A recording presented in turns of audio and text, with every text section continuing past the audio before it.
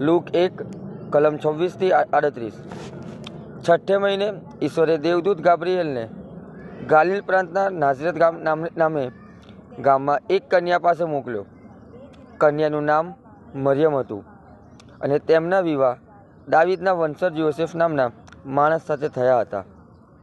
દેવદૂતે તેમની પાસે અંદર જઈને કહ્યું, પ્રણામ, તારી ઉપર પ્રભુની કૃપા ઉતરી છે, પ્રભુ તારી સાથે છે।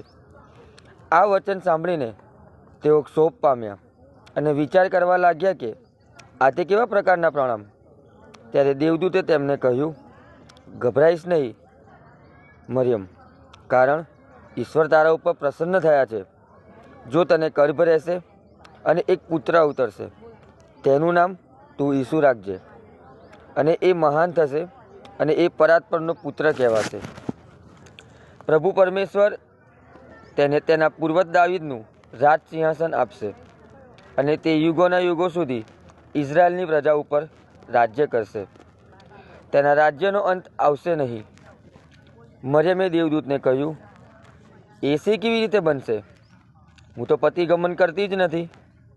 દેવદૂતે જવાબ આપ્યો, પવિત્ર આત્મા તારા ઉપર ઉતરશે અને પરાત્પરનો પ્રભાવ તને છાઈ દેશે, અને એ જ કારણથી જે પવિત્ર પુત્ર અવતરશે તે ઈશ્વર પુત્ર કહેવાશે।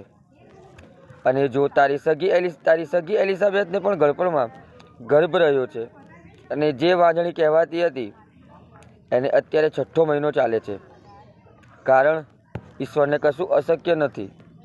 મરિયમે કહ્યું, હું તો ઈશ્વરની દાસી છું, તારી વાણી મારા વિશે સાચી પડો।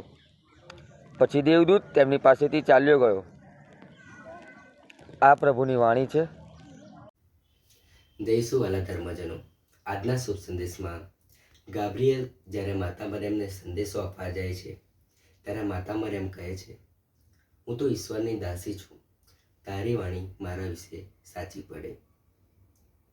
આ વાક્ય મુજબ માતા મરિયમ ઈસુની બધી જ વાણી સ્વીકારવા તૈયાર છે। તો આજે એ સવાલ ઉઠે છે કે શું આપણે પ્રભુની બધી વાણી સ્વીકારવા તૈયાર છીએ? તો આપણે પ્રભુની વાણી સ્વીકારવા સક્ષમ બની। જય ઈસુ। You are German, I see why you are German, I see why you are German.